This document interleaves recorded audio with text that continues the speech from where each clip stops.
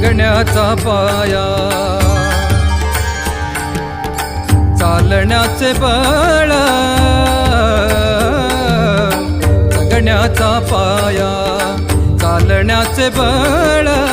विचाराची काळ तुकाराम तुकाराम जगण्याचा पाया चालण्याचे बळ जगण्याचा पाया